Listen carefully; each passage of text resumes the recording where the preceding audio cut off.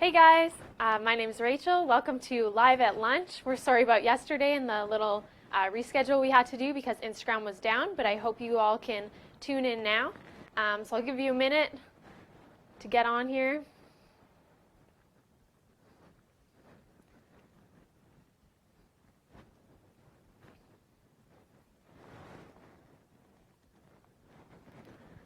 Awesome. So again, my name is Rachel. If we haven't met before, I'm the youth summer worker here at Beulah.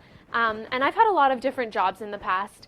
One being that I worked at American Apparel one summer, which is a clothing company. So to get this job, I had to go through a job interview just like any other job. And it was a group interview, which is exactly what it sounds like. So four of us were in a room. We were waiting to get asked questions, went through the whole process. It went really well. And then at the end, it was a little unusual. The lady came back in the room with this giant pile of clothes. And she set it down in front of us, and she said she wanted to see how well we could fold. And that would determine who got the job or not. So it turned into this little competition between the four of us of how fast and how well we could fold, which was pretty funny because I've never had to do anything hands-on in a job before or a job interview. But it makes sense because it was a requirement of the job. And so we're going to be looking at 1 Timothy 3, which talks about a little bit of the requirements or qualifications for leaders in the church. So the passage in 1 Timothy 3, if you want to turn to it in your Bible, I'm reading out of the New Living Translation, but the passage is titled Qualifications for Leaders in the Church. So these are actual jobs they're talking about. In some other translations, it uses the word overseer and deacon instead of leaders. And so an overseer is somewhat like an elder or a pastor, so someone with spiritual oversight. And a deacon is an actual servant of the church. So they do like physical day-to-day tasks. So that's where Paul is coming from when he's speaking about this. He's actually talking about people that are going to be in positions of leadership and positions of power in the church. But it's also really applicable to us just as members or as informal leaders. So I'm just going to go ahead and read 1 Timothy 3, verse 1 to 6 for now. So it says, "This is a trustworthy saying. If someone aspires to be a church leader, he desires an honorable position. So a church leader must be a man whose life is above reproach. He must be faithful to his wife. He must exercise self-control, live wisely, and have a good reputation. He must enjoy having guests in his home, and he must be able to teach. He must not be a heavy drinker or be violent. He must be gentle, not quarrelsome, and not love money. He must manage his own family well, having children who respect and obey him. For if a man cannot manage his own household, how can he take care of God's church? A church leader must not be a new believer because he might be proud, and the devil would cause him to fall.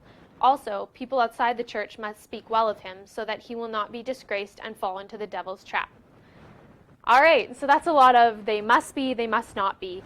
But if you notice throughout that sort of list that Paul's giving, is that the qualifications are a little different than you would normally expect for a job. It's not saying you need so-and-so degree, you don't need to spend 10 hours counseling people. It's saying you need to be gentle, you need to be self-controlled. So these are qualities, these are character traits. So Paul is saying that within the house of God and within the church, that character is the actual qualification. It's not actually about being the most gifted or having the most experience, although it does talk about experience in the sense that you need to have spiritual maturity. But throughout these verses, and we can see it's more of a theme throughout the Bible, is that God is concerned with our heart. And so that's why Paul here is so concerned about people having character and just that moral fiber instead of all these qualifications and boxes they need to hit.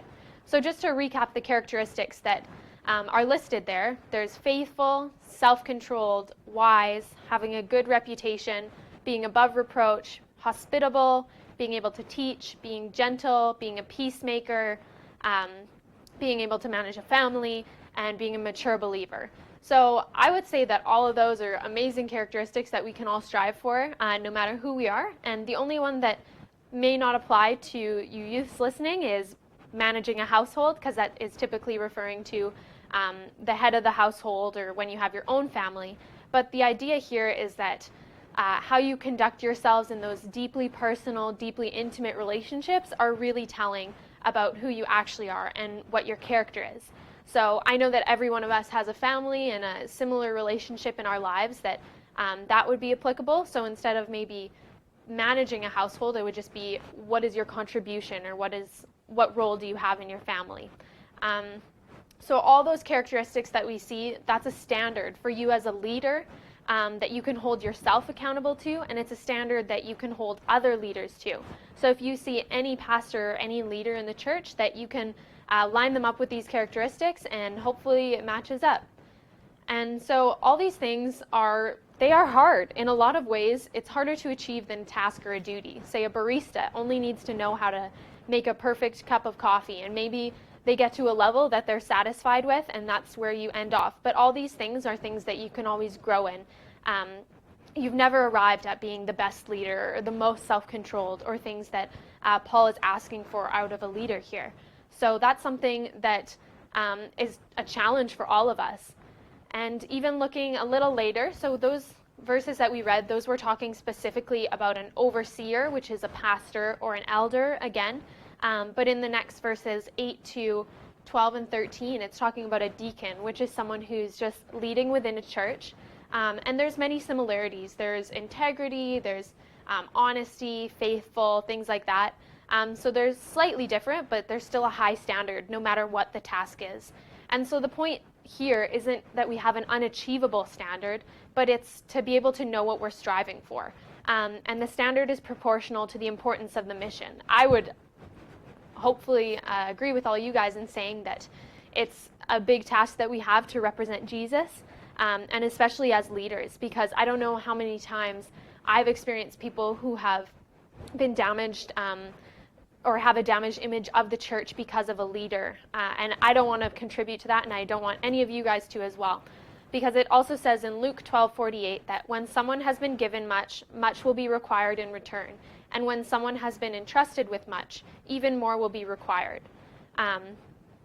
So we can think about who we're supposed to represent as leaders and hold ourselves to that standard because of that. In verse 14, coming back to 1 Timothy, Paul is saying that he is writing these things to you now, even though I hope to be with you soon, because you will know how people must conduct themselves in the household of God. This is the church of the living God, which is the pillar and foundation of the truth. So again, Paul is just saying that people will know Jesus, people will know the Father, the household of God through the church, and specifically through leaders of the church, because those are the people who are on display, and those are the people who are supposed to be representing Jesus and God well.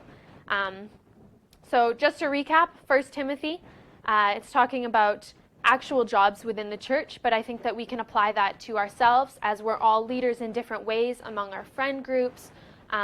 Even just bringing a friend to church, that's you being a leader in your own life. So although it's talking about actual jobs, we can lead in different ways. And in the house of God, we see that character is the qualification over experience, that God is more concerned with the heart and with the attitude and things like that than the actions or the things that you've done in the past. And just an encouragement for all you youths that are looking towards leadership.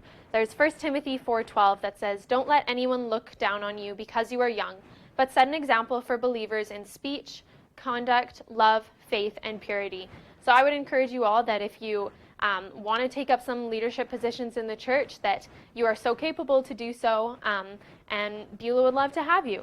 So just some questions as we wrap up to challenge you and just for you to be thinking about as you go throughout your week. So the first question is, of the characteristics listed for good leaders, which do you struggle with the most? And what can you do about it, or how can you grow in it? So that's the first question. And then the second question is, what's a new way you can be a leader in the church and in your social circles? So I'd encourage you guys to think about those, wrestle through those with mentors or friends or family. And again, read 1 Timothy 3 on your own, see what you think it means. Drop a comment if you have read it before and you got something out of this teaching or from reading 1 Timothy. But thanks for tuning in, guys. We hope to see you next Wednesday. We're going to have another great message for you, just moving through the book of Timothy and Paul's wisdom. So thanks for coming, guys.